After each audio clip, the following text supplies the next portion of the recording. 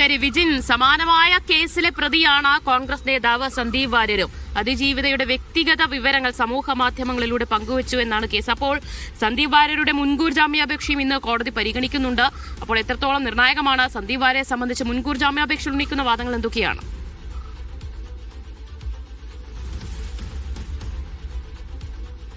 ഈ കേസിൽ ഏറ്റവും പ്രധാനപ്പെട്ട ഒരു പ്രതിയായിരുന്നു സന്ദീപ് വാര്യർ.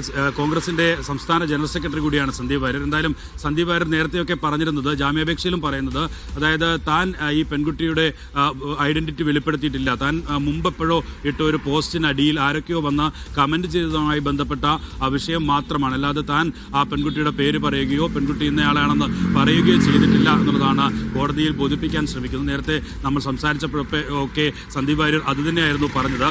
സന്ദീപ് വാര്യരുടെ അറസ്റ്റിലേക്കൊന്നും എന്തായാലും പോലീസ് കടന്നിട്ടില്ല, അങ്ങനെ ഒരു നടപടിയിലേക്ക് പോലും കടന്നിരുന്നില്ല. എന്തായാലും ഈ കേസിൽ ഇരയുടെ ഐഡന്റിറ്റി വെളിപ്പെടുത്തിയിട്ടില്ല എന്ന വാദം ഉയർത്തി തന്നെയാകും ഇന്ന് സന്ദീപ് വാര്യർ മുൻകൂർ ജാമ്യം നൽകണം എന്നുള്ള ആവശ്യം കോടതിയിൽ ഉന്നയിക്കുക. അതിന് ഒരുപക്ഷെ ജാമ്യം ലഭിക്കാനുള്ള സാധ്യതയുണ്ട് എന്നുള്ളതാണ് മനസ്സിലാക്കുന്നത്. ഏതോ ഇങ്ങനെയൊരു സോഷ്യൽ മീഡിയയിൽ നേരത്തെ ഇട്ട പോസ്റ്റ്, അതിനടിയിൽ വന്ന കമന്റ്, അതിനുശേഷം അത് പ്രചരിപ്പിച്ചു എന്നുള്ള വിവാദം, അതിന്റെ ഭാഗമായി ആണ് സന്ദീപ് വാര്യറിനെതിരെ കേസെടുക്കുന്ന സാഹചര്യം ഉണ്ടായിരുന്നത്. അതുകൊണ്ട് തന്നെ ഒരുപക്ഷെ ജാമ്യം ലഭിക്കാനുള്ള സാധ്യതയുണ്ട് എന്നുള്ളതാണ് മനസ്സിലാക്കുന്നത്. മറുവശത്ത് ഈ രാഹുൽ ഈശ്വറിന് ജാമ്യം നൽകാത്ത സാഹചര്യം കൂടി കണക്കിലെടുത്ത് ഇതിലെ കൂട്ടുപ്രതിയാണ് സന്ദീപ് വാര്യർ എന്നുള്ള ആ വാദമായിരിക്കും പ്രോസിക്യൂഷൻ ഉന്നയിക്കുക. ഇങ്ങനെയൊരു പെൺകുട്ടി ക്രൂരമായ തരത്തിലാണ് സോഷ്യൽ മീഡിയ വഴിയൊക്കെ അധിക്ഷേപം നേരിട്ടുകൊണ്ടിരിക്കുന്നത് എന്നുള്ള കാര്യം ഉൾപ്പെടെ ചൂണ്ടിക്കാട്ടിയാണ് ഇനി ഒരിക്കലും ഇങ്ങനെയുള്ള തെറ്റാവർത്തിക്കപ്പെടാതിരിക്കാൻ ഇവർക്ക് കർശനമായ ശിക്ഷ തന്നെ ലഭിക്കണം. ഇവരുമായി കൂടുതൽ വിശദാംശങ്ങളൊക്കെ തെളിവെടുപ്പൊക്കെ നടത്തേണ്ടതുണ്ട് എന്ന കാര്യമൊക്കെ പറഞ്ഞായിരിക്കും